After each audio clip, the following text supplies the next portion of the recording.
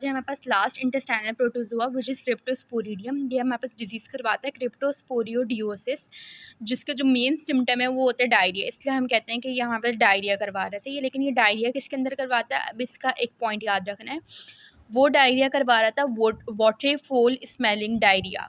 ये जो डायरिया करवा रहा है ये किस किस्म का डायरिया है, ये हमारे पास करवा रहे हैं इम्यूनो कॉम्प्रोमाइज पेशेंट्स, मतलब जिनका इम्यून सिस्टम बहुत ज़्यादा वीक होता है, जैसे एड्स के पेशेंट्स हो गए, HIV पॉजिटिव जो होते हैं उनके अंदर करवाते हैं, सही है।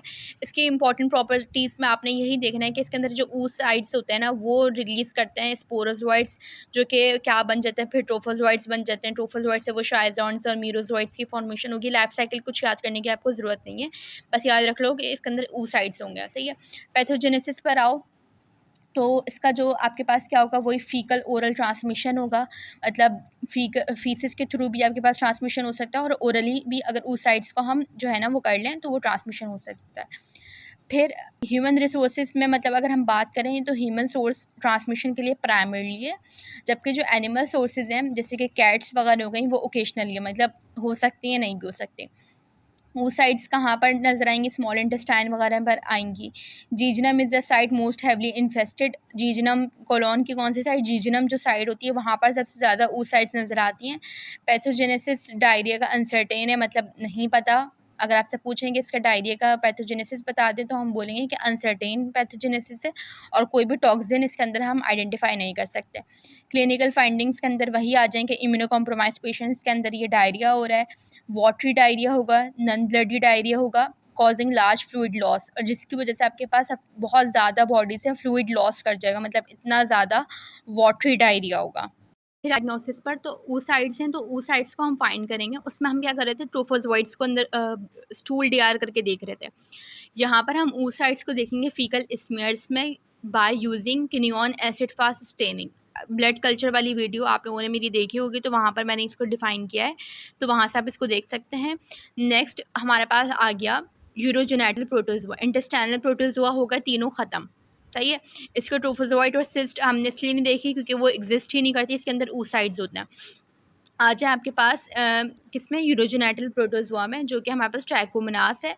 ट्राइकोमोनास वजाइनालिस हमारे पास क्या करवाता है, ट्राइकोमोनोसियसिस करवाएगा, जो कि वजाइनल डिस्चार्ज कहते हैं जिसको हम, सही है। इसकी प्रॉपर्टीज़ में आए तो इसमें सिर्फ ट्रोफोजोइट स्टेज होती है, इसके अंदर सिस्ट फॉर्म नहीं होती, सही है। अब जो ट्रोफोजोइट है उसकी कैरेक्टरिस्टिक्स देख लेते हैं। पेयर शेप ऑर्गेनिज्म होगा, सेंट्रल न्यूक्लियस होगा, और 4 एंटीरियर फ्लैजिला होंगे। तो यहाँ पे इसकी डायग्राम देख लेते हैं हम।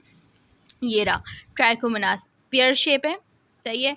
सेंट्रल न्यूक्लियस है, बिल्कुल बीच में न्यूक्लियस होगा, और 4 एंटीरियर फ्लैजिला, मतलब सिर्फ ऊपर ऊपर एंटीरियर साइड पर फ्लैजिला होंगे। तो अब देखें जियार्डिया का ट्रोफोजोइट और ट्राइकोमोनास का ट्रोफोजोइट, दोनों आपको जो है इसके डिफरेंस अगर आपसे पूछें तो देखें क्या है।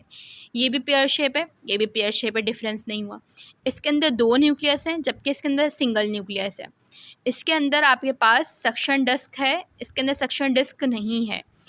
इसके अंदर जो 4 पेयर्स ऑफ फ्लैजिला है मगर रैंडमली डिस्ट्रीब्यूटेड है, लेकिन जो इसके अंदर 4 फ्लैजिला हैं वो कैसे हैं, एंटीरियर पोर्शन पर सिर्फ मौजूद है। तो ये आपके पास डिफरेंस हो गया जियार्डिया और ट्राइकोमोनास के ट्रोफोजोइट का।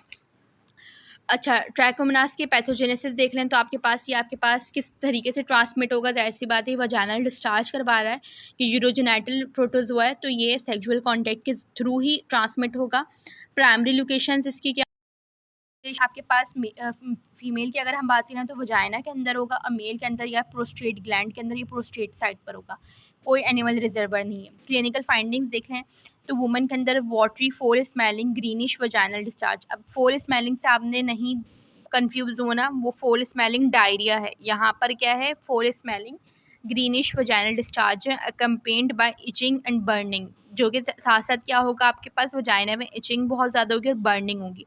एंड मैन हैव यूरिथ्राइटिस, और उनमें क्या हो जाएगा, यूरिथ्राइटिस होगा। लैब डायग्नोसिस की बात करें तो wet mount of vaginal discharge हम देखेंगे, पेयर शेप ट्रोफोजोइट, वही आपके पास जो ट्रोफोजोइट की शेप वगैरह थी, पेयर शेप है, कितना न्यूक्लियस है, क्या है, वो चीज़ें देखेंगे। और साथ आपके पास क्या होगा, ट्रोफोजोइट के अंदर जर्की मोशन भी होगी। दूसरा आपके पास नेट्स टेस्ट भी होता है, और दूसरा सेरोलॉजिकल टेस्ट, इसके अंदर कुछ भी नहीं है। ट्रीटमेंट और प्रिवेंशन इतना इंपॉर्टेंट आपके पास फीमेल की अगर हम बात करें तो वजाइना के अंदर होगा और मेल के अंदर या प्रोस्टेट ग्लैंड के अंदर या प्रोस्टेट साइड पर होगा, कोई एनिमल रिजर्वर नहीं है। क्लिनिकल फाइंडिंग्स देख लें तो वुमन के अंदर वाटरी फोल स्मेलिंग ग्रीनिश वजाइनल डिस्चार्ज। अब फोल स्मेलिंग से आपने नहीं कंफ्यूज होना, वो फोल स्मेलिंग डायरिया है। यहाँ पर क्या है, foul smelling greenish vaginal discharge है accompanied by itching and burning, जो कि साथ साथ क्या होगा, आपके पास वजाइना में इचिंग बहुत ज़्यादा होगी और बर्निंग होगी। एंड मैन हैव यूरिथ्राइटिस, और उनमें क्या हो जाएगा, यूरिथ्राइटिस होगा। लैब डायग्नोसिस की बात करें तो wet mount of vaginal discharge हम देखेंगे, पेयर शेप ट्रोफोजोइड, वही आपके पास जो ट्रोफोजोइड की शेप वगैरह थी, पेयर शेप है, कितना न्यूक्लियस है, क्या है, वो चीज़ें देखेंगे। और साथ आपके पास क्या होगा, ट्रोफोजोइड के अंदर जर्की मोशन भी होगी। दूसरा आपके पास नेट्स टेस्ट भी होता है और दूसरा सेरोलॉजिकल टेस्ट, इसके अंदर कुछ भी नहीं है। ट्रीटमेंट और प्रिवेंशन इतना इंपॉर्टेंट